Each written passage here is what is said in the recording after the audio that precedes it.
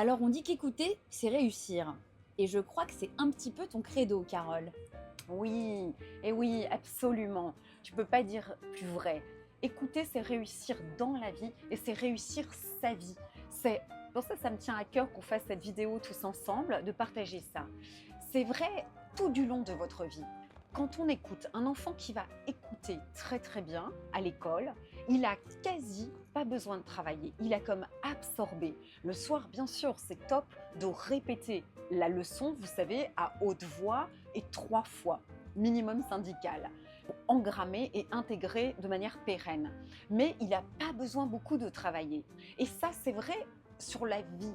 Parce que plus tard, un commercial, par exemple, un très bon commercial, ça va être quelqu'un qui va très bien écouter le client et le besoin du client. Et notamment quand on travaille par téléphone. Je me souviens, à des années, je suis intervenue comme formatrice à la MAF. Et il y avait une entreprise qui vendait des assurances par téléphone. Et alors, on avait fait des tests. Et en fait, la plus grande erreur, c'était qu'ils n'entendaient pas les jeunes qui étaient au téléphone. Ils n'entendaient pas le sentiment, ils n'entendaient pas l'émotion. Quelqu'un qui est pressé n'est pas quelqu'un d'agacé, d'énervé, n'est pas forcément quelqu'un de non intéressé. Mais si vous détectez qu'il est pressé, il faut aller droit au but. On a tant d'offres qui coûtent tant. Et vous sortez pas tout votre laïus appris par cœur que vous connaissez. Vous vous adaptez parfaitement. Quelqu'un qui est agacé, énervé, c'est pas la peine peut-être. Mais voilà, c'était ces nuances entre le sentiment qui n'était pas entendu, pas reconnu. Et vous verrez que vous aurez des longueurs et des longueurs d'avance si vous écoutez, et je dis toujours on écoute des oreilles et des yeux. Vous êtes très attentif. En hypnose, on a un mot, on dit calibrer. C'est un peu comme quand on joue au poker. Hein, c'est de la PNL un petit peu le poker. Moi, quand je fais de l'hypnose, je regarde parce qu'on observe sur le corps des gens et le visage des indicateurs qu'ils sont en état modifié de conscience, qui peuvent être des mouvements oculaires, des déglutitions plus prononcées, des petits tics spasmes. Ça, c'est pour l'hypnose. Mais je veux dire, ça surdéveloppe l'hypervigilance et attention à l'autre. Comme ça, on voit s'il ment, s'il triche. Et au-delà de ça, je sais que tu avais bien aimé et que quand je le fais, mes élèves aiment bien et c'est très marquant. Il y a un exercice que je voudrais vous proposer, quelque chose que vous pouvez adapter dans votre vie privée, personnelle. C'est quelque chose qu'on fait en one-to-one, comme on dit, 2 à 2. Vous pouvez le faire avec votre conjoint, votre mari, votre amoureux, votre partenaire de vie. Vous pouvez le faire avec votre fils, votre fille, avec qui vous voulez. Et j'ai appris ça il y a bien des années quand je me suis formée à la communication non violente à Saint-Malo, il y a des années de ça. Moi, je l'ai appelé 5 minutes l'exercice. Et nous, à l'époque, on le faisait sur 10 minutes. Mais je le fais faire à mes élèves des cours de la mairie de Paris, soit en statique, comme ça, assis côte à côte. Et puis maintenant, je fais un walk and talk, mais je reprends exactement le même concept. Donc, j'appelle 5 minutes, 5 minutes. 5 minutes, vous êtes en écoute active, pure et absolue. C'est-à-dire que je les bâillonne, façon de parler, ok, comme si on a un gros scotch, un gaffeur sur la bouche. On va en revanche être en écoute active. Quels sont les signes d'écoute active? Eh bien, qu'est-ce qui va me rassurer, moi, que je suis écoutée? Eh bien, c'est le regard. Premier truc, c'est la connexion du regard. Je dis toujours fil de soie entre ma paire d'yeux et la paire d'yeux de la personne ou des personnes. Ok, contact visuel. Ensuite, vous savez bien qu'on opine du chef, hein, qu'on bouge, ça c'est aussi visuel. On va faire les petits mouvements comme le petit chien là dans les années 60 dans les voitures. Et outre ça, on ajoute un petit son auditif. Ok, on acquiesce par le ou le oui. Ok, donc on donne ça généreusement. On regarde, connexion, on bouge régulièrement, on acquiesce du mouvement et on acquiesce du son en auditif. Moi, je sais que ce n'est pas un moment de grande solitude, ok? Je sais que nous sommes connectés.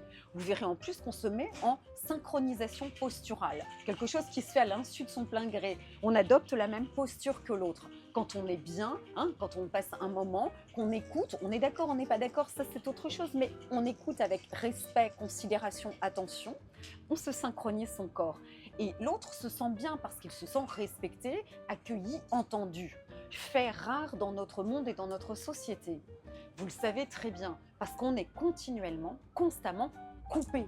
On nous coupe la parole. Et puis, souvent, encore quand on coupe la parole pour reformuler ou pour poser une question, qui est dans la zone de confort de l'autre, qui est d'accord à la périphérie de ce que vous raconte l'autre.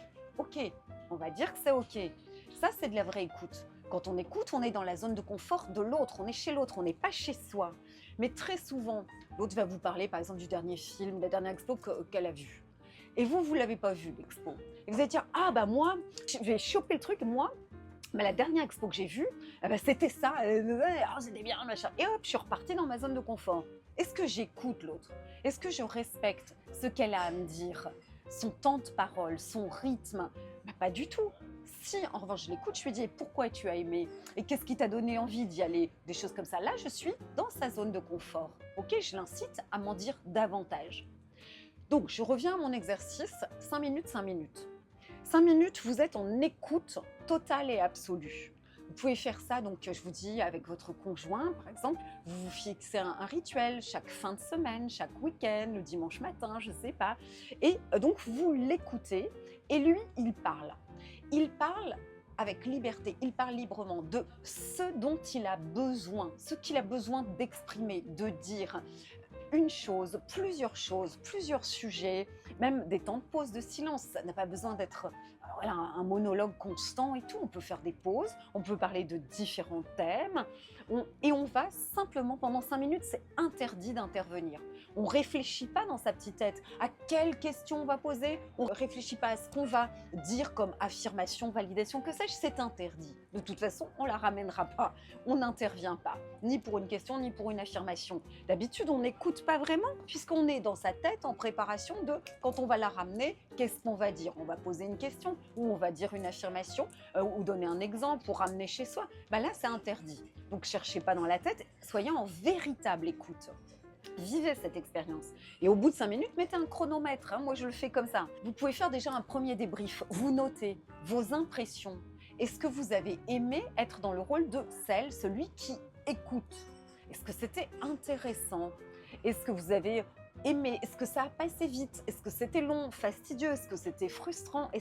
Comment vous avez vécu l'expérience dans le rôle qui était le vôtre? Et quand on a tout marqué par écrit, quand ça prend quelques instants, hein, on change les rôles. Si vous avez écouté, eh bien vous êtes celui qui parle. Et inversement, l'autre est bâillonné en écoute active, pure, totale et absolue. Et vous parlez. Et vous parlez sans vous soucier que vous allez intéresser ou ennuyer. Ce n'est pas le propos, on s'en fiche. Vous parlez de ce qui vous traverse l'esprit, ce dont vous avez besoin, ce que vous avez envie de dire dans l'instant présent, à votre rythme, avec des pauses, des silences ou qu'importe, un sujet, plusieurs sujets, et l'autre écoute et normalement vous donne les signes rassurants d'écoute active, de connexion avec vous. Quand ces 5 minutes sont passées, même chose. Dans l'autre rôle, dans le rôle de celui qui parle par exemple, comment je me suis sentie? C'était long? C'était difficile? J'ai aimé? Ou j'ai préféré être celle qui écoute? J'ai préféré être celle qui parle? Comment je le sens? Comment je le ressens? Et vous allez voir que vous allez être extrêmement surpris. Et après, vous pouvez débriefer ensemble. J'ai tous les cas de figure. Ça va j'ai des gens en larmes d'émotion. Parce que vous savez, il y a des gens qui ne sont jamais écoutés. Si vous avez une famille, une grande famille, par exemple, vous vivez pour part à travers les autres. Peut-être que jamais vous ne parlez de vous, vous ne dites ce que vous avez à dire. Vous êtes sans arrêt, de toute façon, bridé, interrompu, vous êtes au service des autres, vous vivez par, pour et à travers les autres et jamais vous ne videz votre sac et jamais vous n'allez au bout d'une idée ou d'exprimer ce que vous avez à exprimer. Vous êtes sans cesse, voilà, interrompu par l'autre qui va ramener chez lui, etc., etc. Alors quand les gens vivent ça, d'avoir une écoute absolue, ininterrompue, en respectant le rythme de leurs paroles, leur voix qui n'est peut-être pas très forte, très haute, eh bien ça libère, ça soulage. Ils sont en pleurs. D'ailleurs, dans notre monde, dans notre société, on va chez le psy, on paye quelqu'un pour être entendu, être écouté, ou ils font semblant, mais parce que ça libère, parce que l'écoute libère de tout et fait un bien, c'est thérapeutique. Et vous découvrirez peut-être aussi le bonheur et le plaisir d'écouter vraiment l'autre. C'est comme si vous passez du baume, une huile chaude, hein, tellement vous lui faites du bien et que c'est agréable de faire du bien à l'autre, le soulager, l'accompagner par une oreille, une écoute attentive. C'est toujours des réactions très vives. Et puis, étonnamment, je dirais les exubérants, les extravertis, les forts en gueule, ok, ceux qu'on entend plus fort que tout, hein, partout, tout le temps. Quand ils font ça, mais c'est une cata. Ils se déballonnent complètement. En général, ils détestent l'exercice. Ils me détestent. Et pourquoi? Parce qu'en fait, on se rend compte qu'ils ne se nourrissent qu'en picorant, en allant se nourrir, prendre chez l'autre l'idée, le thème, et le ramener chez soi, à eux, dans leur zone de confort, à leur expérience. Et ils vont piocher et picorer et se nourrir des autres comme des parasites. Mais que quand tout seuls, ils doivent aller de l'avant et parler, et il n'y a plus rien. C'est du vide, du néant, plus rien. Ils se déballent. Et donc, ça se manifeste après, ils sont fâchés, ils disent « il est nul ton truc, Carole » et tout. Mais je vous recommande de faire ça, ouais.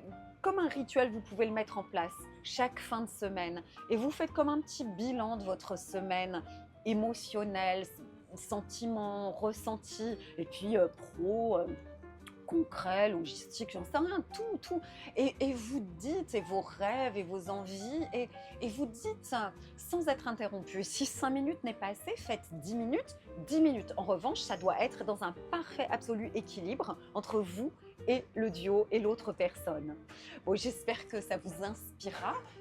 Témoignez-moi vos retours, vos idées, voilà, c'est très intéressant de partager là-dessus. Merci.